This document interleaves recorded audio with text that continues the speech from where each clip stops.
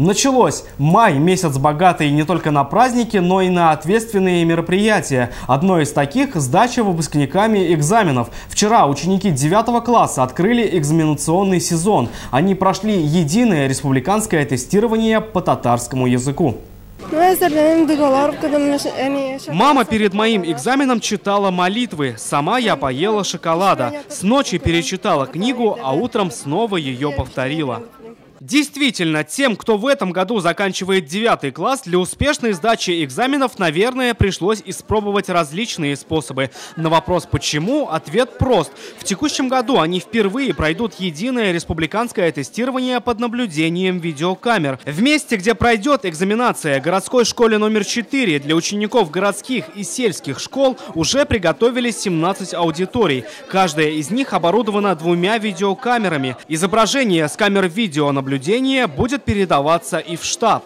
Девятиклассникам нужно будет еще 2 основных экзамена сдать, это математика и русский язык, и потом по выбору уже они тоже все проходит это. Еще 2 экзамена у нас здесь, в 9 школе пройдет, а по выбору будут проходить все в 9 школе. Посмотрим, как они сдадут. Мы думаем, что они готовы к нашим испытаниям.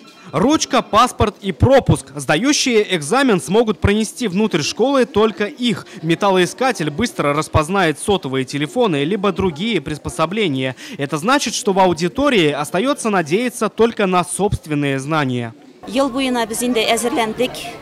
Очень готовились в течение года. У нас было по 2-3 консультации в неделю. Дети на консультациях занимались с большим желанием. Все праздники мы работали, а дети готовились. Если результаты будут хорошими, то мы будем очень рады. Вторым пунктом сдачи экзаменов стала городская школа номер 9. По их результатам решится вопрос, останутся ли заканчивающие 9 класс в школе еще на 2 года, или им стоит поступать в какой-нибудь среднеспециальный учебное учреждение. Для учеников 11 выпускных классов экзаменационная пора начнется 25 мая, первым единым государственным экзаменом.